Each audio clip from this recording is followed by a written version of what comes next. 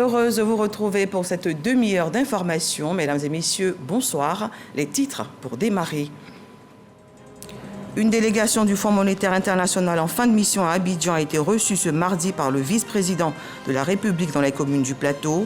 L'institution, à travers ses délégations, salue la résilience de l'économie ivoirienne.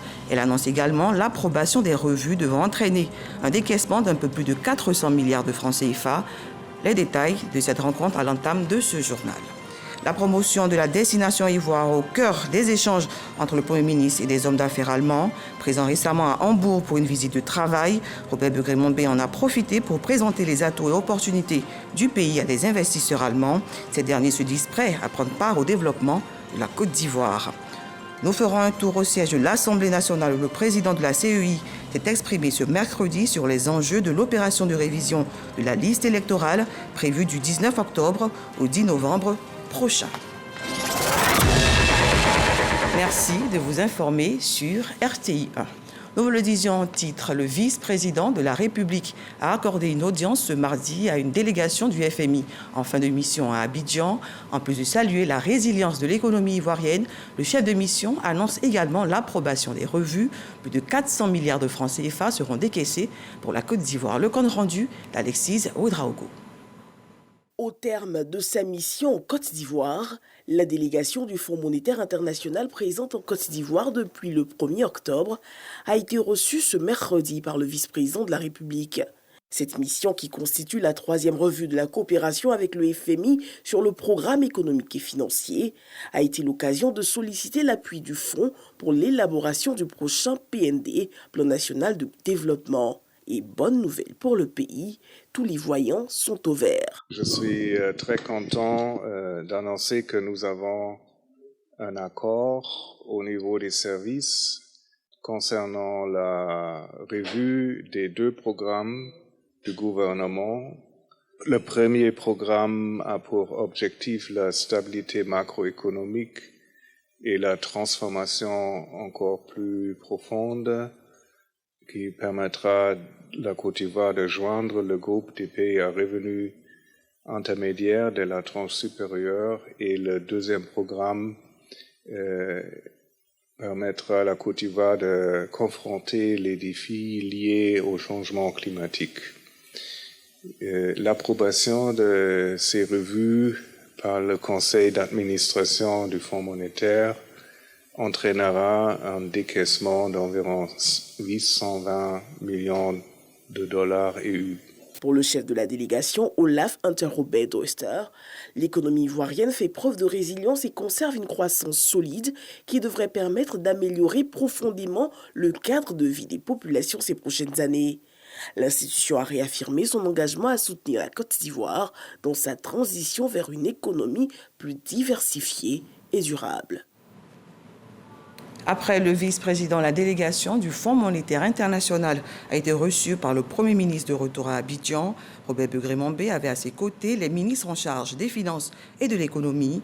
Plusieurs points abordés durant ces échanges. Les membres de l'institution ont présenté un rapport de la mission effectuée par l'institution de Bretton Woods, compte tenu relatif aux performances du programme économique qu'elle soutient, mais également de convenir des mesures et des politiques permettant d'atteindre les objectifs de ce programme. Le reportage complet de Jean-Louis Bangbo dans nos prochaines éditions. Avant cette rencontre, le Premier ministre séjournait à Hambourg dans le cadre de la conférence sur le développement durable. En marge de ses assises, Robert Begré-Mombé a eu une rencontre avec des investisseurs allemands. Après leur avoir présenté les atouts et opportunités de la Côte d'Ivoire, le Premier ministre les a invités à venir prendre leur part au développement du pays. Le point avec Herman Guivet. Siège de la Commerzbank à Hambourg, le Premier ministre Robert Begré-Mombé rencontre les hommes d'affaires allemands, des entrepreneurs allemands intéressés de faire des affaires en Côte d'Ivoire. Le cadre économique est favorable. Le gouvernement, depuis ces 10 dernières années, a initié un certain nombre de réformes. Réformes structurelles, réformes sectorielles pour pouvoir rassurer les hommes d'affaires. Donc, ce qui nous a amené en fait à prendre des décisions pour le renforcement du cadre macroéconomique et l'environnement des affaires avec la mise à disposition d'un code d'investissement très attractif. Et ces réformes également ont permis de renforcer, je vais dire, notre gouvernance en matière de lutte contre la corruption et de renforcement de la gouvernance, avec notamment la sécurisation des investissements du secteur privé. Le Premier ministre Robert Begré-Mombé présente les atouts et opportunités d'affaires dont regorge le pays aux investisseurs allemands.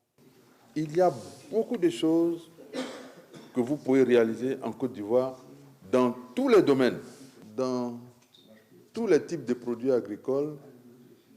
Nous avons les meilleurs scores en Afrique de l'Ouest, en Afrique et même dans le monde pour certains produits.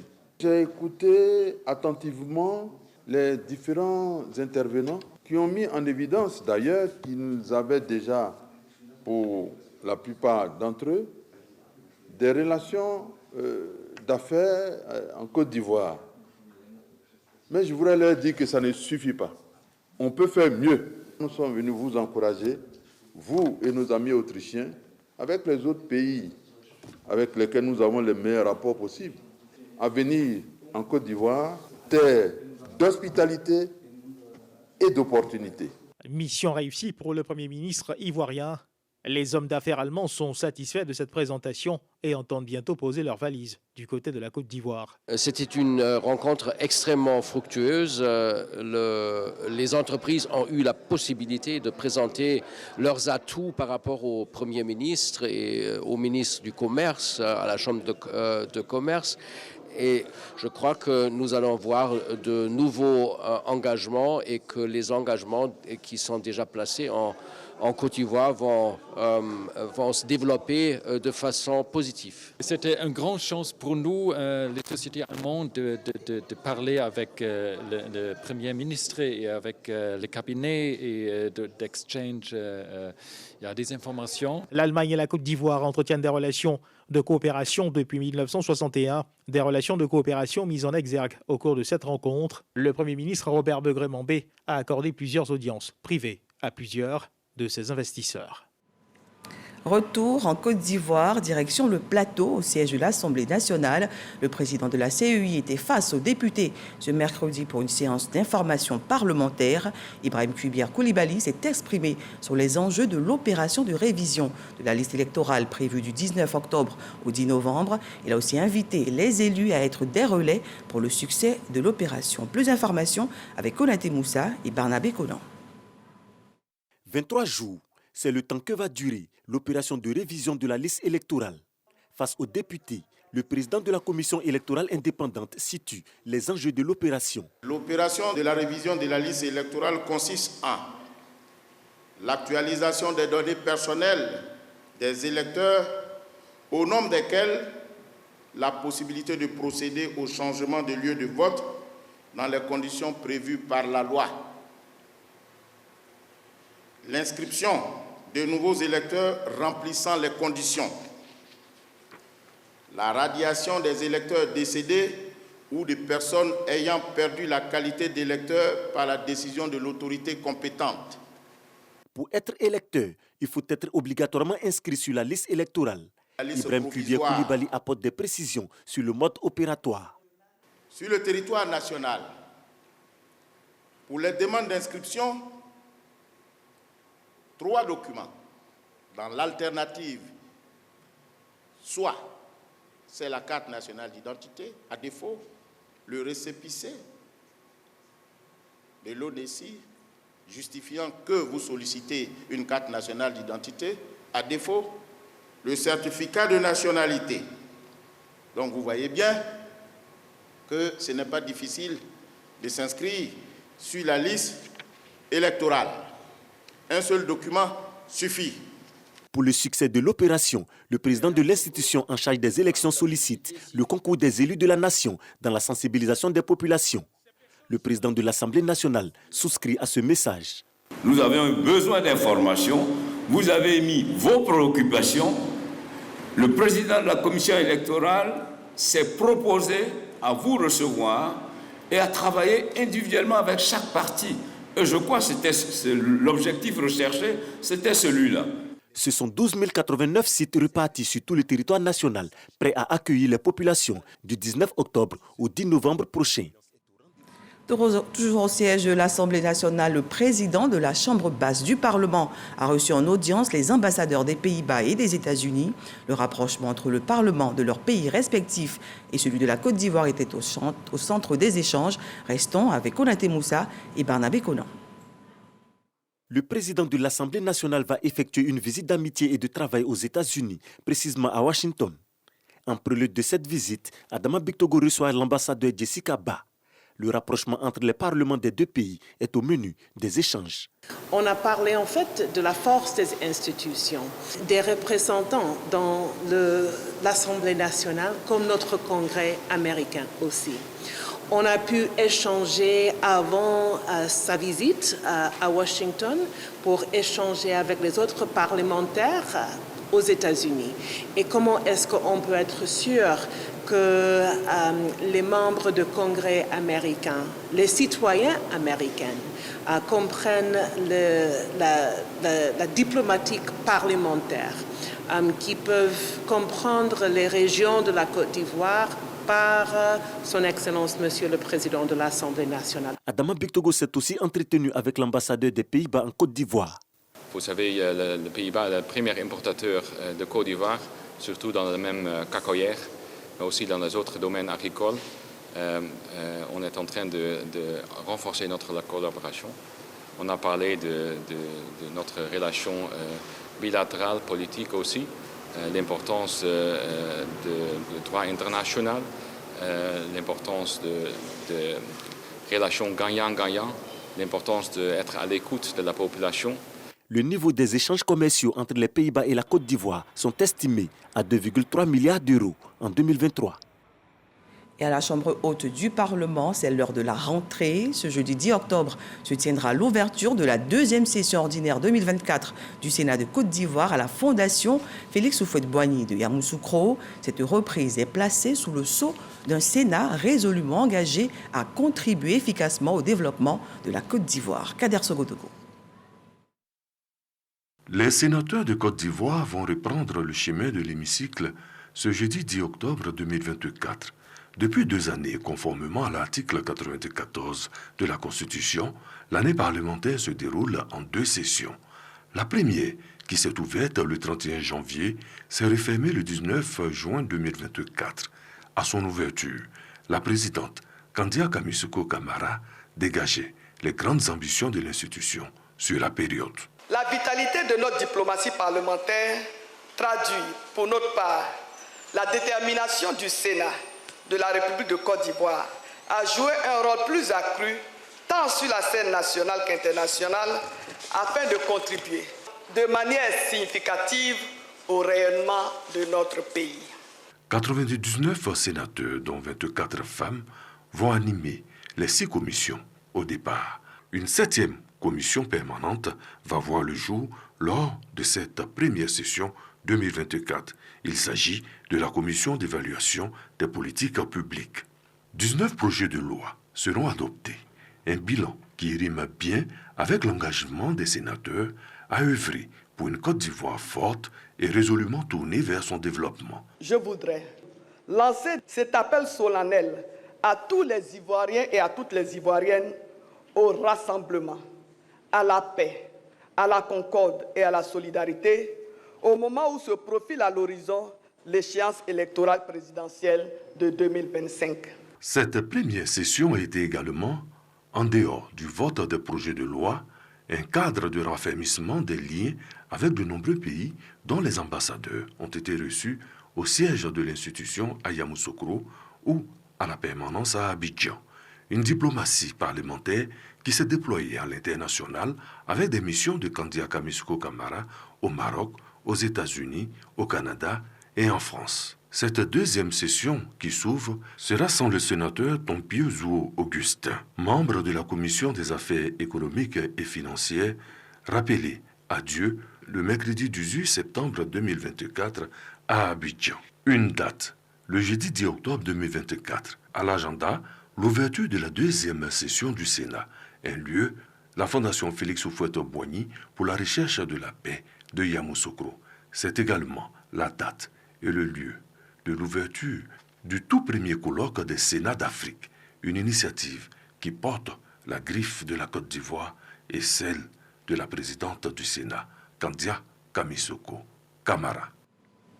Parlons économie, elle célèbre ses 30 ans d'existence. La CAPEC, la cellule d'analyse des politiques économiques du Centre ivoirien de recherche économique et sociale. Les festivités ont démarré ce mardi 8 octobre à Abidjan en présence de plusieurs personnalités nationales et internationales. Une occasion pour les responsables de cette section de dresser le bilan et se projeter dans l'avenir. Le reportage est signé Jean-Luc Bangbo. 30 ans au service de la politique économique. Pas seulement de la Côte d'Ivoire, mais également de toute la sous-région et même au-delà. La CAPEC, cellule d'analyse des politiques économiques du Centre ivoirien de recherche économique et sociale, CIRES, a décidé de marquer un arrêt pour faire le bilan de ces 3 décennies de contributions, tant dans le secteur public que privé. La vision UEMOA 2040, la vision CEDEAO 2050, ce sont des documents qui ont été élaborés par la CAPEC. Nous avons les politiques sectorielles dans l'agriculture. Nous avons dernièrement élaboré la stratégie de mobilisation des recettes à moyen terme de l'État de Côte d'Ivoire, qui a été adoptée par le gouvernement en cette année 2024 et validée par le FMI. La CAPEC est née en effet pour apporter une assistance technique au gouvernement dans la quête de solutions à une croissance économique soutenue. Au cours des 30 dernières années, la CAPEC s'est attelée à développer un agenda de recherche qui tienne compte des orientations de politique économique et des défis majeurs de la transformation économique de notre continent et en particulier la Côte d'Ivoire. Cette cérémonie des 30 ans de la CAPEC a été marquée par la leçon inaugurale donnée par Emmanuel Aoutou. Leçon au cours de laquelle le directeur de cabinet du vice-président de la République s'est prononcé sur la nécessité de mener des réflexions afin d'avoir une CAPEC plus rayonnante. Il faut partir sur justement ces fondements solides pour se projeter parce que les défis sont encore plus complexes pour l'avenir. Donc renforcer sa capacité. À l'origine, c'était l'université d'Abidjan avec le CIRES, mais aujourd'hui on a 9 universités. Faire en sorte que la réflexion soit également portée au niveau local pour susciter des talents de chercheurs parmi les jeunes chercheurs. Notons que cette célébration, animée de plusieurs panels, est couplée avec le 10e sommet des think tanks de la Fondation pour le renforcement des capacités en Afrique, ACBF, qui se tient le 9 et 10 octobre. La lutte contre la corruption, un combat d'actualité, à preuve une délégation du Conseil consultatif de l'Union africaine est en mission à Abidjan du 7 au 10 octobre 2024. Ce mercredi, la délégation s'est rendue au Conseil supérieur de la magistrature où elle a été reçue par le secrétaire général. Les échanges ont porté sur l'effectivité des mesures prises par la Côte d'Ivoire pour prévenir ce fléau. Les explications de Sidonie Davila.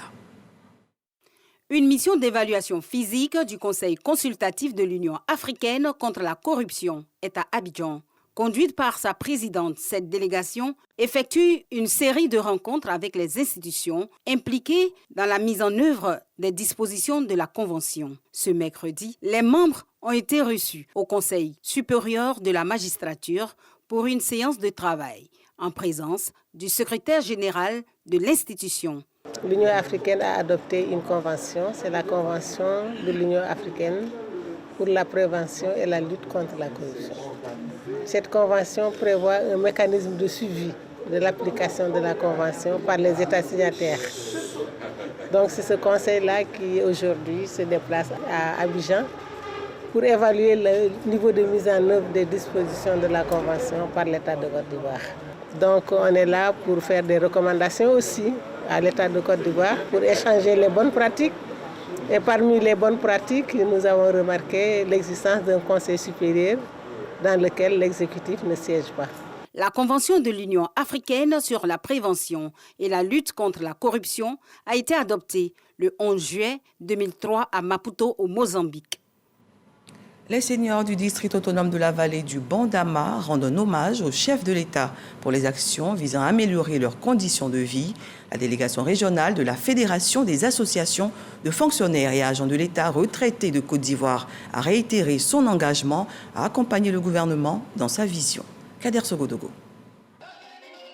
Célébration de la Journée internationale des personnes âgées à Boaké. Ils sont venus de tout le district de la vallée du Bandama pour rendre un vibrant hommage au président de la République, Alassane Ouattara. À l'occasion du 64e anniversaire de l'indépendance de la Côte d'Ivoire, une prime spéciale annuelle a été initiée à leur profit. Un vibrant hommage à M. le Président de la République, Son Excellence Alassane Ouattara. J'associe à cet hommage M. le ministre de l'Emploi et de la Protection sociale, qui ne ménage aucun effort en vue de l'amélioration des conditions de vie des personnes âgées.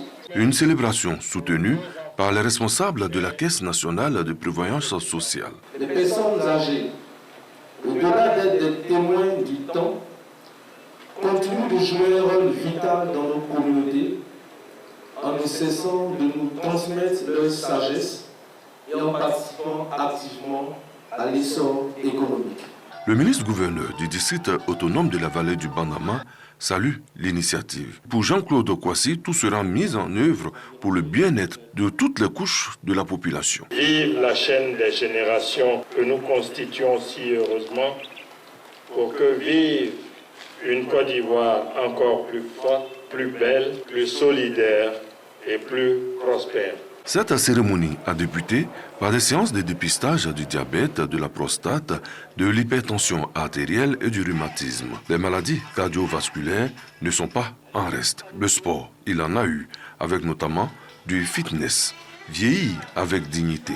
L'importance de renforcer les systèmes de soins et de soutien des personnes âgées dans le monde entier. C'est le thème de cette année. Intéressons-nous à présent à la 3e édition du concours entrepreneuriat jeunes filles de la Fondation Lonasi. Cette compétition s'est tenue dans la ville de Dimbokro. Sur 24 candidates, les 4 meilleures ont été primées. Les 20 autres ont reçu du numéraire. Pour le président de cette fondation, il s'agit d'un accompagnement à l'éclosion des talents et à la promotion de l'entrepreneuriat des jeunes. Walter Amadou Ouattara. La Fondation Lonasi met un accent particulier sur l'autonomisation des jeunes filles en leur inculquant la culture de l'excellence. Du 5 août au 28 septembre 2024, Dimbokro a abrité une des initiatives en ce sens, dénommée le concours entrepreneuriat jeunes filles. 24 candidates étaient en lice. 4 d'entre elles sont déclarées meilleures grâce à leur projet. Edith Gueux Macado rafle le premier prix doté d'1 200 000 francs CFA. Un projet qui vise à améliorer le beurre de karité en plusieurs types. D'abord en savon, en pommade. Grâce à la Fondation Lonasi aujourd'hui, mon projet va se réaliser. Le 2e, 3e et 4e prix remportés par Pélagine Guessambrou, Marianne Guienne et Françoise-Marie Camelan empochent respectivement les montants d'1 800 000 et 500 000 francs CFA. Pour Dramane Koulibaly, président du conseil d'administration de la Fondation Lonasi, il faut encourager les jeunes filles de la région du Nzi à se prendre en charge. Chers candidats, vous avez en tout cas des bases solides pour devenir des entrepreneurs. Vous devez donc persévérer dans cette voie, car selon les spécialistes, ce n'est pas le financement qui fait l'entrepreneur, mais c'est plutôt ce dernier qui trouve le financement pour donner vie à une idée. Le concours a consisté à présenter un projet innovant et de le défendre en face d'un jury qui évalue la faisabilité et l'impact social. L'actualité dans les cités universitaires est dominée par la libération des chambres occupées illégalement. Après le Centre régional des œuvres universitaires d'Abidjan, c'est au tour du CROU de Boaké.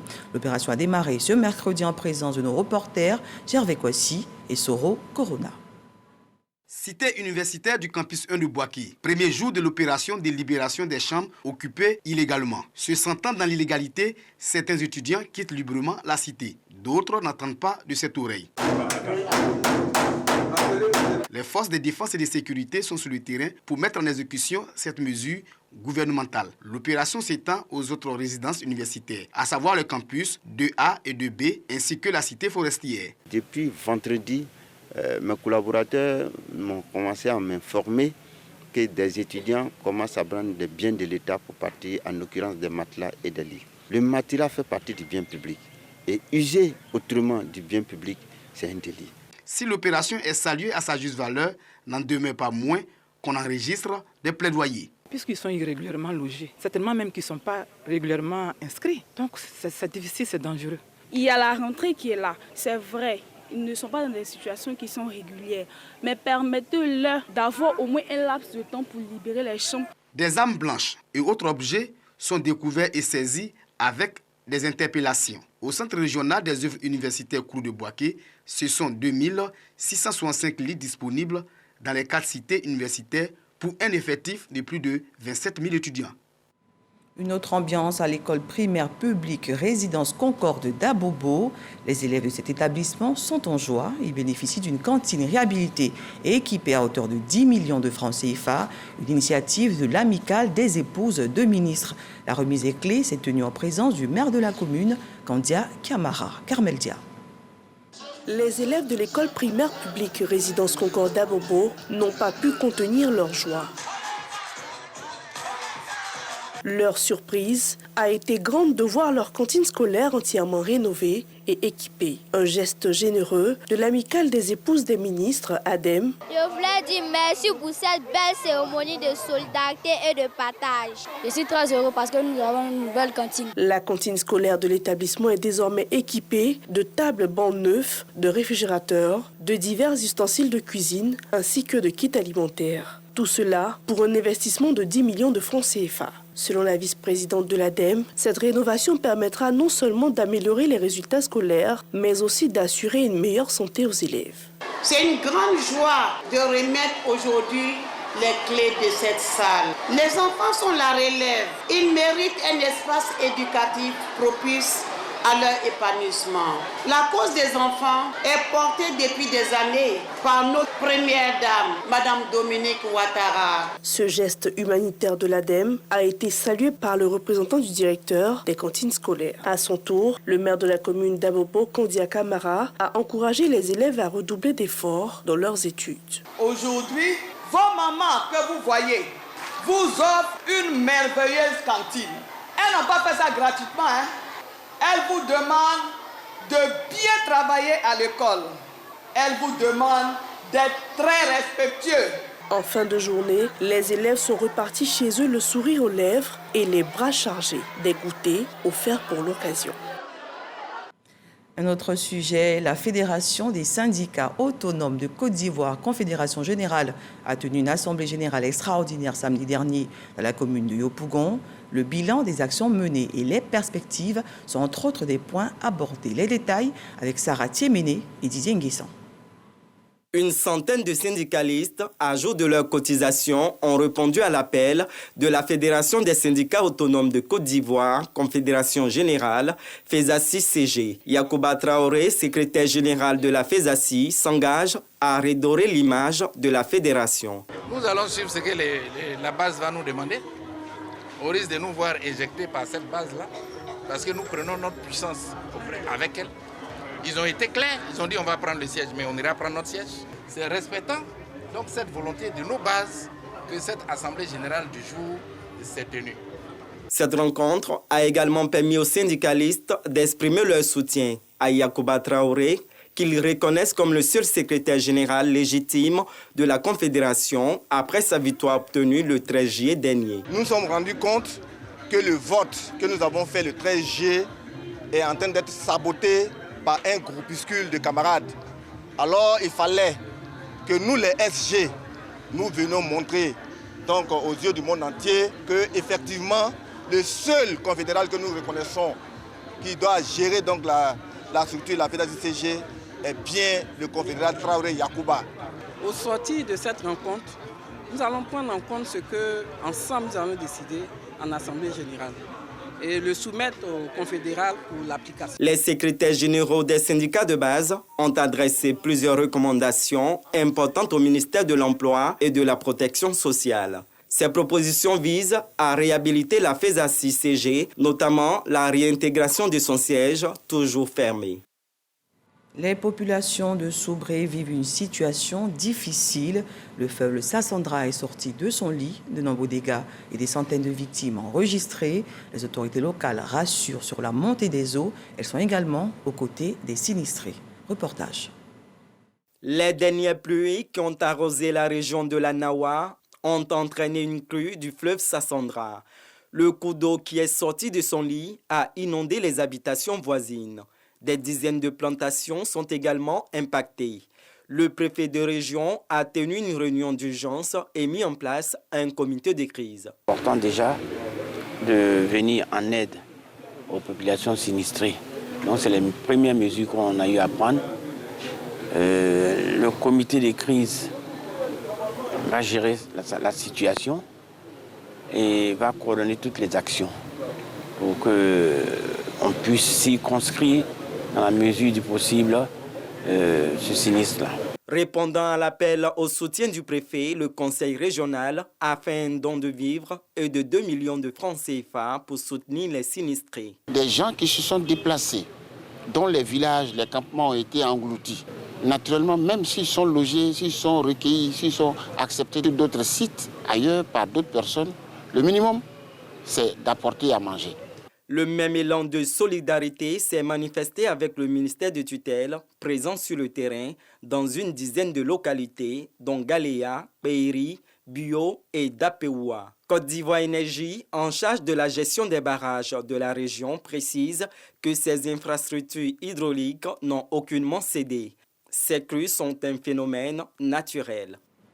Et les eaux ne font pas des dégâts qu'à Soubré. L'ouragan Milton frappe la Floride aux États-Unis. Cette tempête est passée en catégorie 5 tôt ce mercredi et se dirige vers la côte ouest de la Floride. La région de Tampa Bay, avec plus de 3,3 millions d'habitants, est confrontée à la possibilité d'une destruction massive. Cet ouragan tant redouté a obligé le président Joe Biden à surseoir à ses voyages prévus en Allemagne et en Angola afin de superviser en personne les opérations. Fin de ce journal. Merci de votre fidélité au programme du groupe RTI. Bonne soirée à tous.